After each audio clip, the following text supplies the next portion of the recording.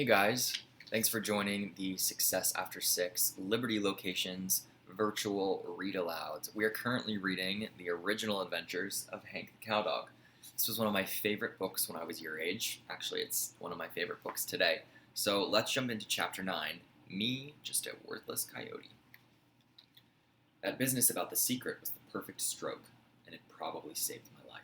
In desperation, I had lucked into it.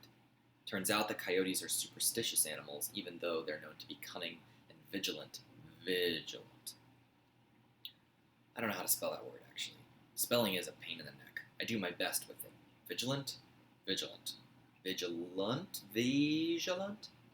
I'll do my best with it, but I figure if a guy has tremendous gifts as a writer, his audience will forgive a few slips up in the spelling department. I mean, it doesn't take much brains to open up a dictionary and look up a word. Anybody can do that. The real test of a writer comes in the creative process, and I try to attend to the big picture. I let the spelling take care of itself. Vigilant. Vigilant. That still doesn't look right. Anyways, coyotes are superstitious, and that deal about the secret caught them right and saved my hide. Actually, it did better than that. It kind of made me a celebrity in the tribe, and I was treated like a visiting dignitary. Dignitary? Nah, who cares? But everyone but Scraunch, that is. And he continued to give me hateful glances and mutter under his breath every time our paths crossed. I couldn't blame him for being sore. I'd won, and he'd lost. Scraunch had lost a big one, and I was confident that he would hate my guts forever, even though there was a good chance that I would eventually become his brother-in-law. You know, when Missy had first mentioned that possibility, it hadn't struck me as a real good idea. I suppose at that time I was still thinking of going back home. To Drover, Pete, the chickens, the sewer, the cowboys, my old job. But a couple of days in the coyote village pretty muchly convinced me that I had found my true place in the world. I admit that I was raised with a natural bias against coyotes. My mother always told me that they were lazy, sneaky, undisciplined, and they didn't have any ambition. But what chapped her most about coyotes was that they ate rotten meat, and it made them smell bad. True, every word of it. But what she didn't tell us was that laziness and riotous living can be a lot of fun. I don't blame her for not telling us that. I mean, she was trying to raise a litter of registered paper, blue ribbon, top-of-the-line cowdogs, and there's no better way to mess up a good cowdog than to let him discover that goofing off beats the heck out of hard work. I discovered it by accident, and once I had a taste of indolence. I loved it. I mean, all at once, I had no responsibilities, no cares, no worries.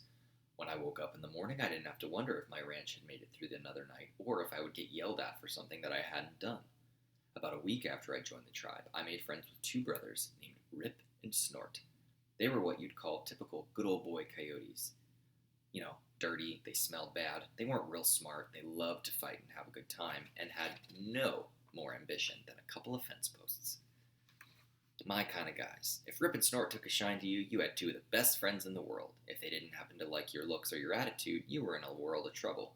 I got along with them. One evening along towards sunset, they came around and asked if I wanted to go carousing. I was feeling refreshed since I'd slept a good part of the day, got up around noon and ate a piece of rabbit that Missy had caught, and then I went back to bed. I was all rested up and said, sure, I'd love to go carousing. So off we went, me, Rip, and Snort on a big adventure. We went to the canyon, crossed that big sandy draw that cuts through there, then on across some rolling country until we came to an old silage pit. I'd been to it many times, but I'd never taken the time to go in. By the time I look over the ranch, the cowboys had quit feeding silage, so I didn't know a lot about it. One of the things I didn't know about silage was that it's fermented, which means that it's got some alcohol in it, which means that if you drink enough of it, or eat enough of it, your attitude about the world begins to change. All those years I'd spent on the ranch, and I never knew any of this, but Rip and Snort knew about silage. So, we started eating silage. Struck me as kind of bitter at first. By George, after about an hour, I thought it was as sweet as honey. We ate, we laughed, we ate, and when it came to leave, Rip and Snort had to drag me out of the silage, because I just couldn't get enough. A big moon was out, and we went single file down a cow path, Snort in the lead, me in the middle, and Rip on the caboose. Funny thing, the cow path kept wiggling around, and I had a heck of a time trying to stay on it. I asked Rip about it, and he said he was having the same trouble. Darned path kept jumping from side to side. I suspect the silage had something to do with it. "Stop here," said Snort. "We'll sing songs. Sing pretty, sing loud. We'll teach Hunk to sing a coyote song." So we sat down on our haunches, throwed back our heads, and started singing. I think it goes something like this. Me, just a worthless coyote. Me, howling at the moon. Me, like to sing and holler. Me, a crazy loon. Me, don't want job. Me, don't want duties. No church or Sunday school. Me, just a worthless coyote. And I don't remember the last part, only it rhymed with school, pool, drool, something like that. It was a crackerjack of a song. We ripped through it a couple times until I had it down. Then we divided. Snort took the bass, Rip carried the melody, and I got up on that high tenor. Don't know if I've ever heard better singing. It was one of them priceless moments in life when three very gifted guys come together, blend their talents, and sort of raise the cultural standards of the world. I mean, it was that good.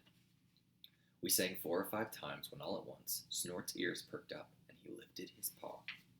I stopped and listened. Off in the distance we heard yapping.